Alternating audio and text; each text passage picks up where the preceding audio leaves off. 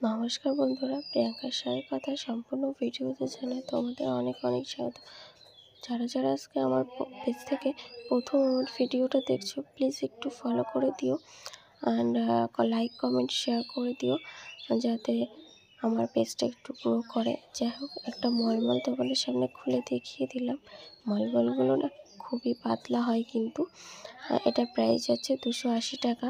এত সফট, এগুলো পিওর চিকন সুতো দিয়ে, একদম পিওর কটন চিকন সুতো দিয়ে এটা বোনা। খুবই খুবই খুবই সুন্দর একটা শাড়ি, দেখো দেখিয়ে দিলাম।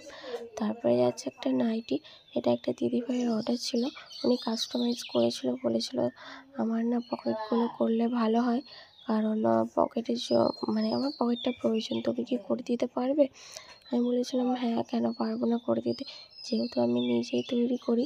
তার জন্য আমি বলেছিলাম ঠিক আছে করে দেবো, কিন্তু আমার কাছে কিন্তু সেম কালারের কোনো কাপড় থাকবে না। আমার কাছে যে কাপড় আছে আমি সেটা দিয়েই তোমার পকেট করে দেবো।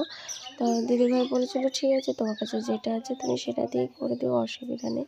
তো আমি এই অন্য কালার দিয়ে পকেটগুলো করে দিয়েছিলাম, দেখো কতটা সুন্দর লাগছে। আর পরেছিল প্রত্যেকটা অ্যালান কাট দিয়েও। আর দুটো পছন্দ করে দিয়েছিল, বাকিটা বলেছিল তোমার পছন্দের দিও। তো পুরোটাই আমার পছন্দের দিয়েছি। তোমাদের কেমন লাগলো তোমরা কিন্তু জানাতে ভুলো না। চলো টাটা।